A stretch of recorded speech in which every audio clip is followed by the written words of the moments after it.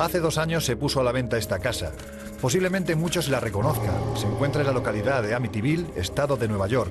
En 1979, Ronald DeFeo, con 23 años, asesinó a toda su familia.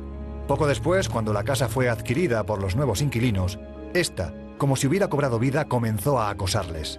Las paredes se llenaban de manchas de sangre, las luces se apagaban y se encendían solas. Todos estos sucesos fueron recogidos en la película Terror en Amityville, donde se advertía que los sucesos allí narrados eran reales. Noticias como esta nos han llevado a reabrir nuestros archivos para comprobar que sucesos similares e incluso más documentados también se han producido en nuestro país.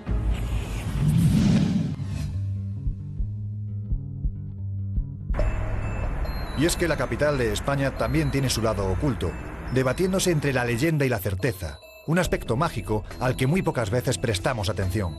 Las viejas crónicas nos hablan de un Madrid repleto de fantasmas, de palacios y mansiones a los que mejor no acercarse pasada la medianoche. Pero si uno destaca por encima del resto, ese es el Palacio de Linares, la actual Casa de las Américas, el lugar al que regresaremos en unos minutos. Antes nos ocuparemos de uno de los espectros más célebres de la capital. Se trata de Doña Elena, hija de un montero del rey Felipe II, que desde el siglo XVI se pasea por las estancias de este edificio, la Casa de las 7 Chimeneas. Bueno, esta casa, que se atribuye al arquitecto Juan de Herrera, fue mandada a construir en tiempo de Felipe II, se construye por orden de un caballero del rey para regalársela a su hija, Elena, con motivo de la boda que iba a celebrar.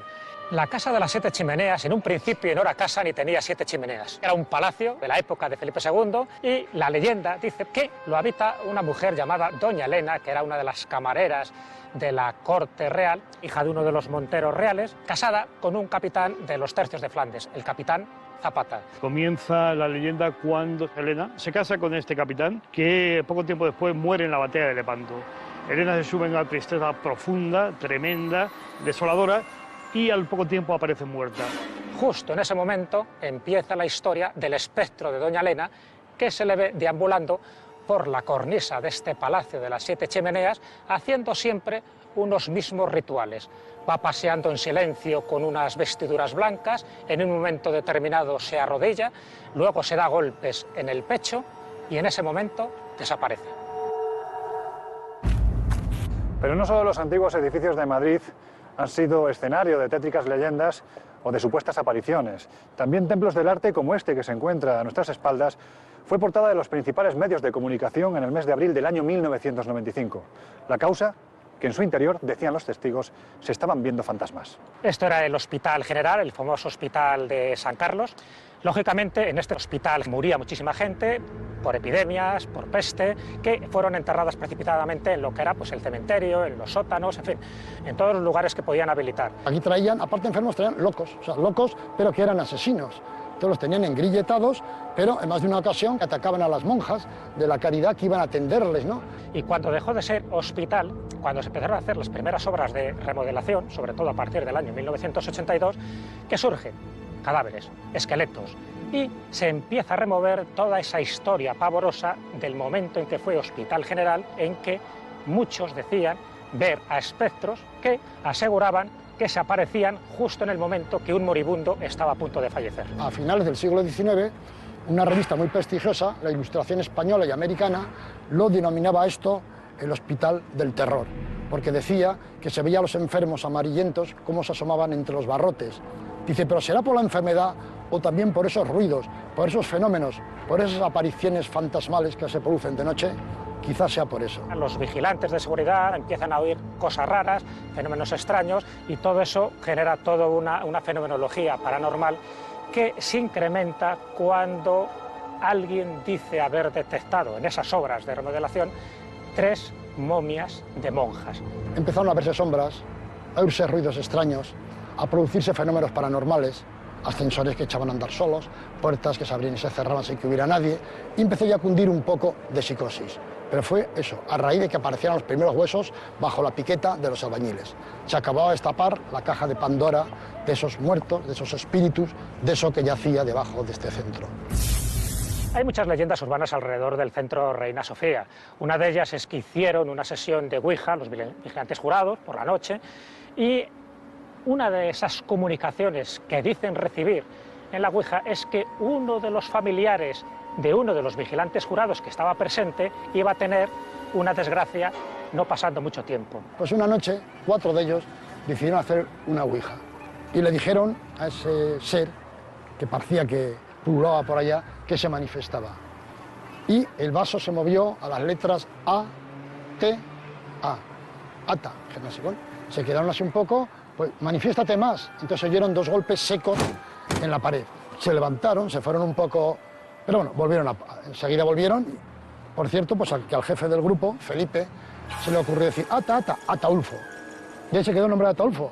En ouijas que ha habido posteriores, que ha hecho Grupo EFTA y demás, le ha dicho que se manifieste y se ha vuelto a manifestar diciendo que era un loco que había cometido 5 crímenes bajo el reinado del rey Carlos y que aquí, vamos, lo tenían prácticamente encadenado y demás. Realmente nos encontramos ante un enclave que reúne todos los requisitos para convertirse en edificio encantado. Aquellas personas que han investigado este edificio se han dado cuenta de que algo anormal estaba ocurriendo y que no formaba parte solo de la mente de los testigos, de esos vigilantes jurados que fueron en principio las víctimas, entre comillas, de todos estos fenómenos paranormales. Los vigilantes se sintieron afectados porque son ellos los que en sus rondas nocturnas por los sótanos y demás son los que han oído golpes, claro, los que han visto sombras, los que han querido que alguien les pasaba al lado, los que realmente han vivido el misterio, solo que han tenido que callarlo y silenciarlo a los medios de comunicación.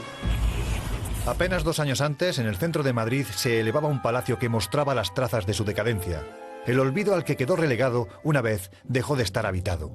En sus jardines las plantas crecían salvajes y sus estancias solitarias apenas si veían roto su silencio por el seco crujir de las maderas centenarias de suelos y techos. Este palacio se construyó a finales del siglo XIX para don José de Murga, primer marqués de Linares, producto quizá de la herencia que había recibido de su padre, don Mateo de Murga. Ya desde ese momento se puede decir que el palacio estaba encantado, o era un palacio maldito, porque ya tenía adosada una leyenda pavorosa.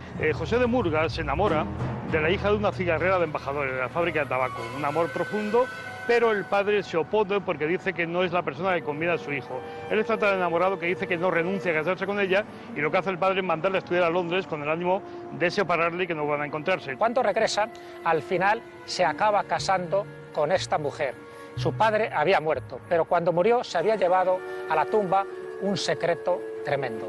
El secreto es que los dos eran hermanastros.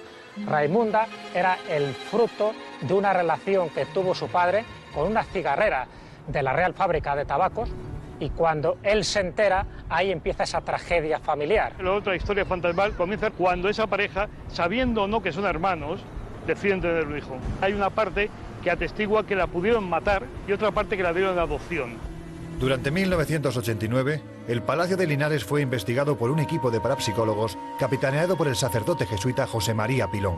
Sus conclusiones desvelaban la presencia de algo anormal en el interior de este edificio. En las fotografías aparecieron unos misteriosos campos energéticos que hicieron presagiar que allí ocurría algo extraño. De hecho, el equipo comandado por el padre José María Pilón determinó que había una poderosísima fuente de energía que procedía de las entrañas del palacio, concretamente de la capilla. Cuando llegamos al palacio nos da acceso un par de vigilantes de Prosegur con 2 Doberman. Ellos nos cuentan que cada vez que suben a la capilla, los perros a esa planta se niegan a subir. Es muy raro que 2 perros Doberman tengan esa fobia a entrar en 2 puntos clarísimos. Uno era el dormitorio de la marquesa y otro era en la capilla. La historia paranormal del Palacio de Linares empieza en 1989 por los testimonios de las personas que estaban adaptando ese edificio para convertirse en la Casa de América. Ahí es cuando los ascensores empiezan a subir sin que nadie los llame, es cuando se empiezan a oír los clásicos ruidos, apagar y encender luces, siempre sin ninguna intervención aparente humana. Eso empieza a trascender a los medios públicos para que se empiecen a hacer investigaciones parapsicológicas. A esta historia ya de por sí aterradora se unió la figura de la psiquiatra Carmen Sánchez de Castro, que aseguró haber obtenido en el lugar unos registros psicofónicos aparentemente extraordinarios. El padre Pilón recibe una llamada de la doctora Sánchez de Castro, en la que le dice que ella había pedido permiso para hacer una investigación en el palacio. En la década de los años 90 aparece una señora que dice ser parapsicóloga y que dice captar una serie de psicofonías dentro del edificio, donde capta una voz que presuntamente es la voz de la madre.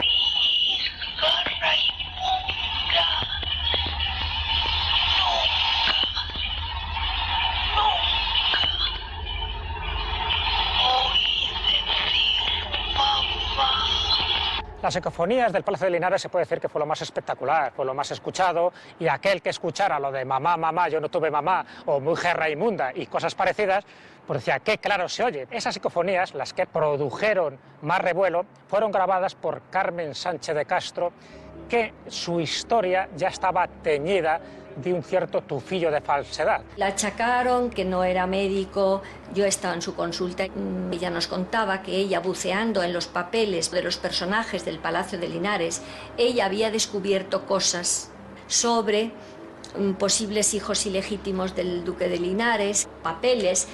Es decir, está claro que ahí había una intención de que ella no publicara nunca ese libro con esa documentación. Pese a todo, un grupo de investigadores se acercaron hasta el lugar y los resultados que obtuvieron no parecían corresponderse con el supuesto montaje de la doctora de Castro. Porque este edificio antiguo, y con una historia larga y terrible, parecía ocultar más misterios entre sus nobles paredes, de los que hasta ese momento se habían desvelado en los medios. En esos puntos calientes yo capté unas fotos muy raras de luces, incluso una especie de ectoplasma en uno de los despachos del marqués, y en un momento dado que estábamos en el salón de baile, yo estaba haciendo mis barridos fotográficos y me dice, Sol, Sol, coge, coge, enfoca, enfoca, mira la niña, la niña.